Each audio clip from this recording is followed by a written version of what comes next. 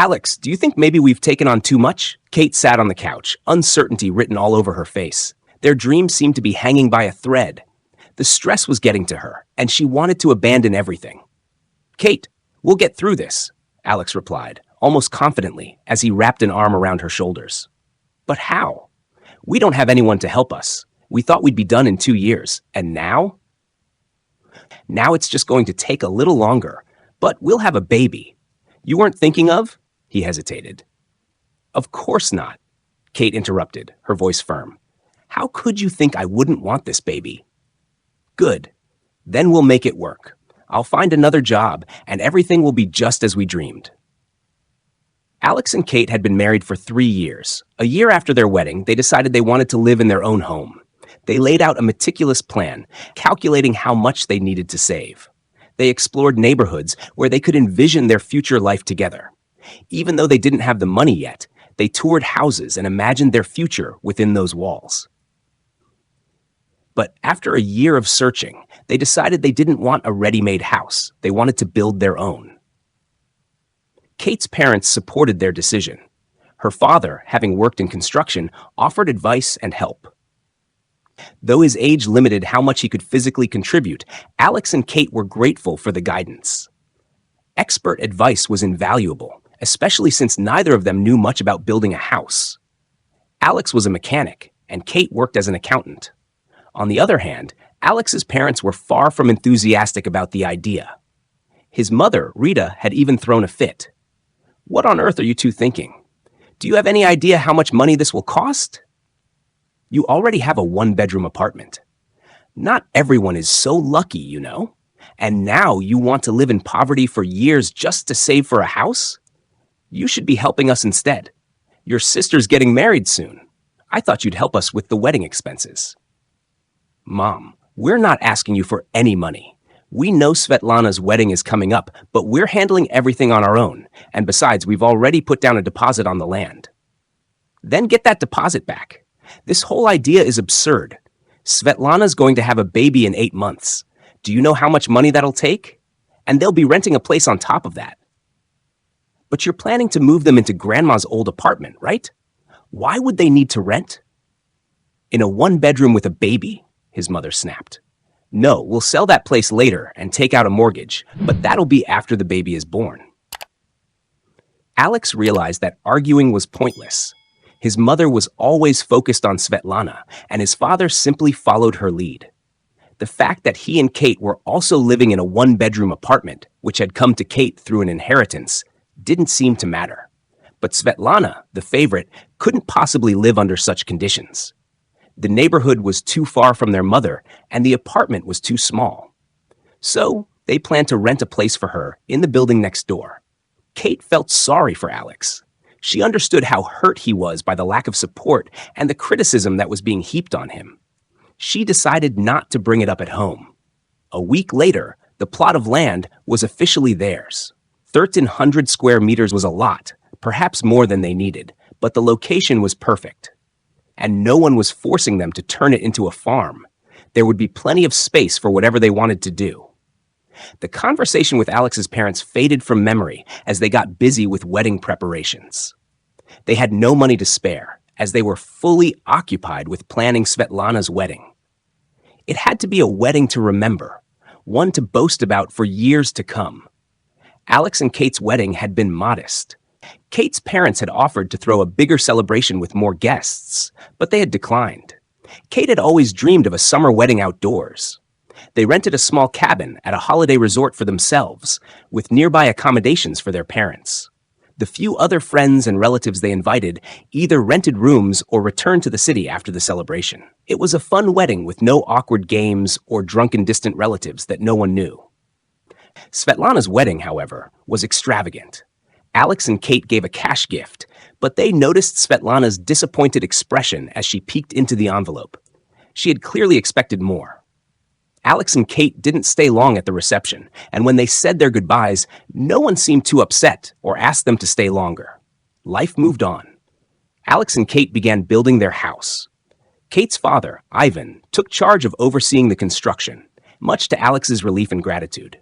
Progress was slow but steady. 2 more years passed. Kate felt a sudden wave of unease wash over her. Amid the chaos of daily life, she had lost track of her cycle. When the doctor told her she was 12 weeks pregnant, Kate was stunned. At first, there was pure joy. But then the worries set in. How would they manage? Babies needed so much, and all their savings were tied up in the construction of their home. Kate's parents were over the moon about the prospect of a grandchild. But Alex's parents barely acknowledged the news, quickly diverting the conversation to talk about what Svetlana's twins were up to. Even though the twins were still toddlers, Alex's parents spoke as if they were already prodigies. When Kate was 4 months along, Alex lost his job. The owner of the auto shop where he worked decided to sell the business and relocate. The entire staff was let go, with 3 months' severance pay. "Don't worry, Kate. We'll be okay," Alex reassured her, trying to sound confident. "We've got some savings. You know I'll find another job. The house plans might have to wait, but we'll get through this." Kate knew how skilled her husband was, but she was also aware that she'd soon be on maternity leave. They hadn't yet bought everything for the baby, and the construction still needed funding. If they were going to pause the build, they at least needed to get the house under a roof, even if it was with cheaper materials. Hearing about Alex's job loss, Kate's parents invited them over for a visit. Mr. Thompson took Alex out on the porch to talk privately. "Alex, you know how much we support you," Mr. Thompson began. Alex nodded, unsure of where the conversation was heading. "You're a smart, capable man, and I know you'll find another job. But have you ever thought about starting your own shop? Something small to begin with, but you could grow it over time. You've got loyal clients who trust you." Of course, Alex had thought about it, but where would the money come from? Especially with the baby on the way and the construction costs piling up. He stared at Mr. Thompson, puzzled. "Well, son," Mr. Thompson said, handing Alex a small package, "don't refuse help just this once. We sold the summer house."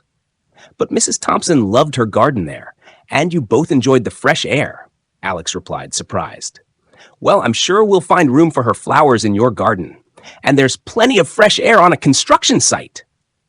Mr. Thompson chuckled. While the men were talking, Mrs. Thompson was sharing the same plan with Kate inside. Not everything went smoothly at first. Alex's parents didn't support the idea, but he hadn't expected them to.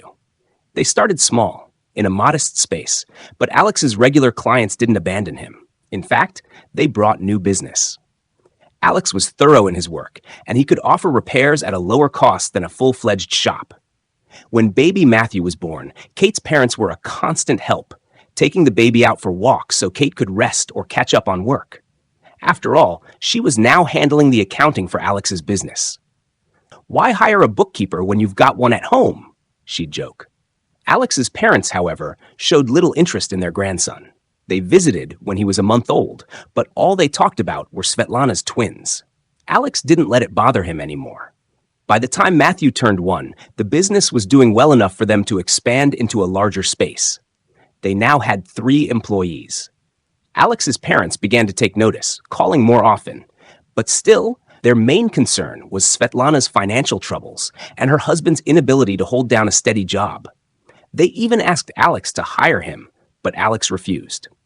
He knew why Svetlana's husband never stayed long in any job. He was lazy, and Alex had no use for that.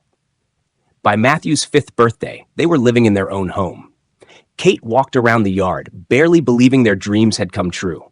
Everything was just as they had envisioned it. They set up a table in the gazebo, and all the grandparents came, along with Svetlana and her family. Alex's parents couldn't hide their envy as they toured the house and garden. Svetlana quickly started talking about how wonderful it would be to spend the summer there, enjoying the fresh air. Kate didn't like the sound of that. "Only by invitation," she said firmly. Svetlana opened her mouth to argue but thought better of it. Kate had made her point. A month later, they decided to take a trip to the coast. Before leaving, they left the house keys with Alex's parents, just in case something happened while they were away. Kate's parents were also away, enjoying a stay at a spa resort. When they returned 3 weeks later, they were greeted by the sound of loud music coming from their yard. Sending Matthew over to the neighbors, they cautiously entered their property. To Kate's horror, her flower beds had been. There were scorch marks on the freshly laid lawn, and drunken voices echoed from the gazebo. A party was in full swing, and it was clear it hadn't just started. A drunken young woman stumbled out to meet them. "Who are you?" "We're not expecting anyone, and we have the right to play our music loud. It's not even night yet. What is it with people just wandering in?" Kate shoved the rude woman aside and peered into the gazebo. "Oh, look who's here! Why are you back so early?" slurred Svetlana, who was clearly intoxicated. Her husband, Sergei, was passed out beside her, his head resting on the table. Kate had never been so angry in her life, and Alex wasn't far behind. He began shoving the strangers out of the yard, and when Sergei finally woke up, Alex demanded an explanation. "What's going on here?" "What's with the shouting, brother? Mom gave us the keys. It's not fair that I'm stuck in a hot apartment while you're at the beach, and this place is just sitting empty. So we decided to use it for a bit." "How long have you been using it?" Alex asked through gritted teeth. "Only 3 days. Our vacation just started. The kids will be here tomorrow, so Matthew will have someone to play with," Svetlana replied smugly. "He's fine without them," Alex hissed. "Now get out, both of you, and don't bother returning the keys. I'm changing all the locks tonight." "We're not going anywhere. If you don't like our company, you can go stay in our apartment. After all, you've got the business, the house, the yard, and I'm stuck in the apartment all summer."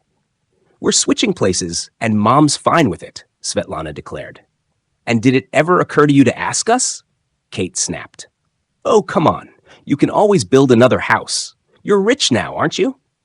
It took all of Alex's strength and patience to force his relatives out. Meanwhile, Kate gathered their belongings and tossed them over the fence.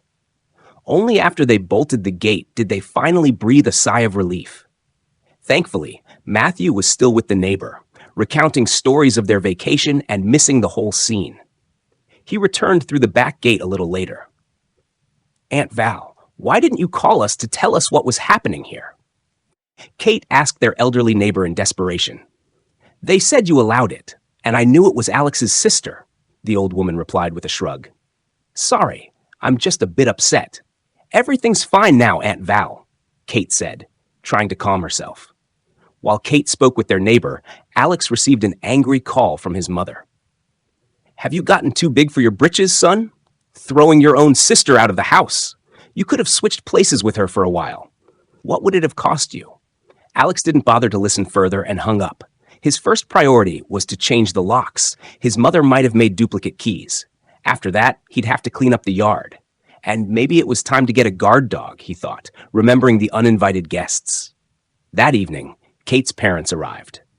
"Mom, Dad, we have some news for you," Kate said, smiling. "Hopefully good news," Ivan replied. "We've had enough bad news for one day." "Well, it's definitely good.